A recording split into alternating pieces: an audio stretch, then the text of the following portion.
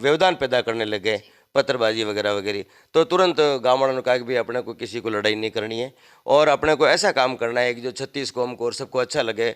तो तुरंत फिर प्रशासनिक पुलिस प्रशासन को फ़ोन किया, पुलिस प्रशासन पधारे। नमस्कार, जय हिंद, जय राजस्थान, विजय राजस्थान। मैं आपकी बहन मोनिका राठौड़। आप देख रहे हैं राजस्थान की आवाज़। राजस्थान की आवाज़ आज चल के जेतारण विधानसभा क्षेत्र के निकटवर्ती बांजाकुड़ी ग्राम में पहुंची है। यहाँ की घटना से आपको अवगत कराऊंगी कि आज यहाँ पर एक सार्वजनिक स्थान पर विशेष समुदाय के द्वारा जो है अतिक्रमण किया गया था। उसी दौरान मौके पर जो है पुलिस प्रशासन, जेतारण पुलिस प्रशासन यहाँ पर पहुंचा और उस पर कार्रवाई की गई।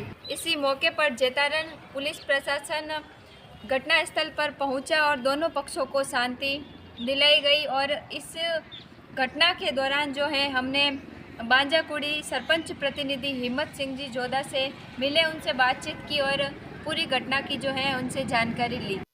हमारे साथ सरपंच प्रतिनिधि हिम्मत सिंह जी जोधा मौजूद हैं, जो कि यहाँ बांजाकुड़ी ग्राम में आज जो घटना हुई थी एक भवन को, सार्वजनिक भवन को लेकर, उसके बारे में जो है सरपंच प्रतिनिधि से जानकारी लेते हैं। जी नमस्कार। नमस्कार मुन्ना जी, मोनिका जी, आप बांजाकुड़ी में पधारे, आपका बहुत बहुत धन्यवाद। जी, ये जो घटना हुई थी आज इस सार्वजनिक स्थान या भवन को लेकर, इस बारे में आप जानकारी दीजिए दर्शकों को। मोनिका जी, ऐसा है कि ये हमारे गांव में एक सार्वजनिक जगह है जहाँ एक रामदेव जी का मंदिर भी बना हुआ है, जो पूर्व में यहाँ के पूर्वजों ने बनाया। और ये स्थल एक ऐसा स्थल है जहाँ पे गांव की यानी 100 वर्षों से अधिक समय से गांव की अमुक मीटिंगें, गांव का इकट्ठा होना, सरकार के नाना प्रकार की योजनाएं, जो प्रोग्राम निर्धारित होते हैं वो वहीं पे होते हैं। और जो भी चुनावी मीटिंगें होती है और प्रशासनिक शासनिक कोई भी मीटिंगें होती है, आयोजन होते हैं, वो सारे यहीं पे होते हैं।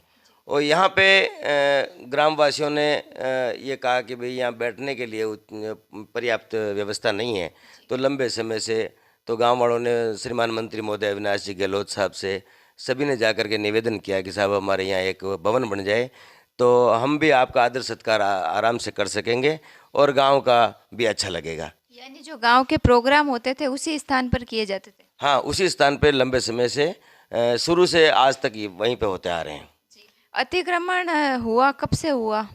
ऐसा है जी, ये अतिक्रमण साल भर पहले एक समुदाय विशेष ने रातों रात यहाँ पे मटेरियल डाल करके एक दीवार का निर्माण कर दिया। निर्माण करने के बाद में ग्रामवासियों ने ग्राम पंचायत में निवेदन किया कि भाई इस प्रकार की बात है और कल अपन लोग सभी लोग कहाँ बैठेंगे और बाहर लोग पधारेंगे, आदर भाव कहाँ करेंगे।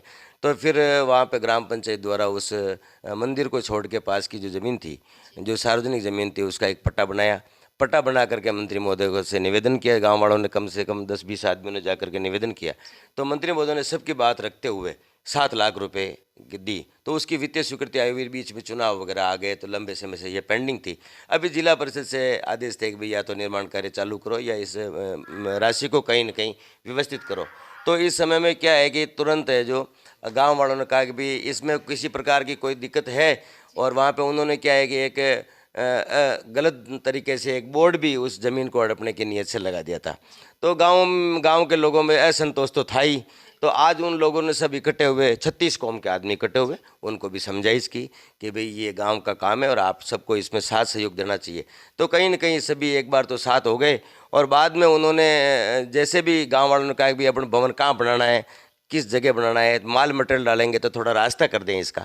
तो माल मटेरियल डालने के लिए सरपंच साहिबा ने, वार्ड पंच और सभी गांव वालों ने मिल करके एक लिखित भी तैयार वो करके का भी एक रास्ता तैयार कर दो ताकि माल मटेरियल डाल दें। तो माल मटेरियल डालने के लिए जैसे भी वो जगह करने लगे, थोड़ा बहुत वहाँ से इधर उधर करने लगे, तब इन्होंने आकर के अकस्मात वहाँ फटाफट दीवार पर बैठ गया और अनावश्यक रूप से व्यवधान पैदा करने लगे, पत्थरबाजी वगैरह वगैरह।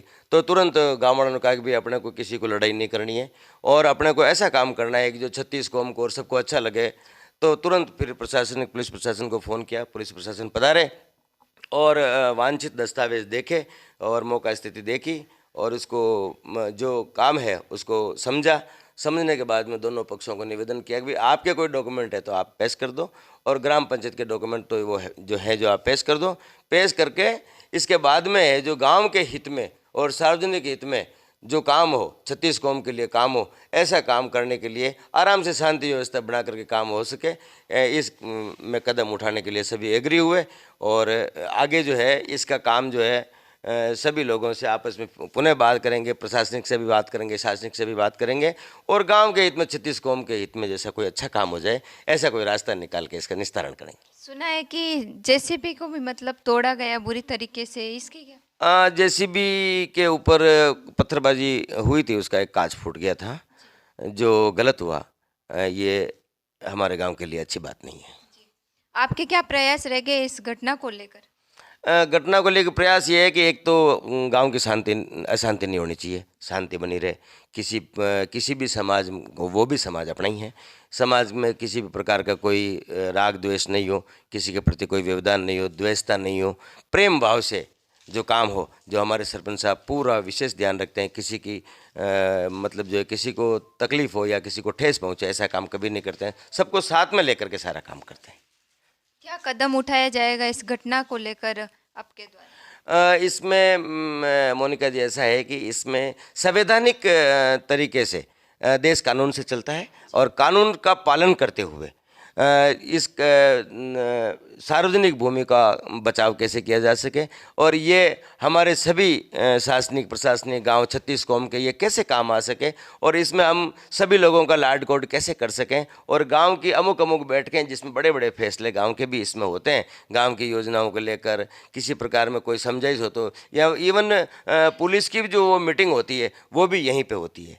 ऐसा करके हम चाहते हैं कि ये एक ही जगह बची है, और यही है, हम नहीं चाहते कि भाई किसी का है, किसी का दखलंदाजी करना, किसी को पीड़ा देना या किसी को परेशानी पैदा करना। ऐसा हमारे गांव का और सरपंच साहब का, ग्राम पंचायत का, किसी का कोई ऐसा मानस नहीं है कि इस प्रकार का कोई तकलीफ पैदा हो।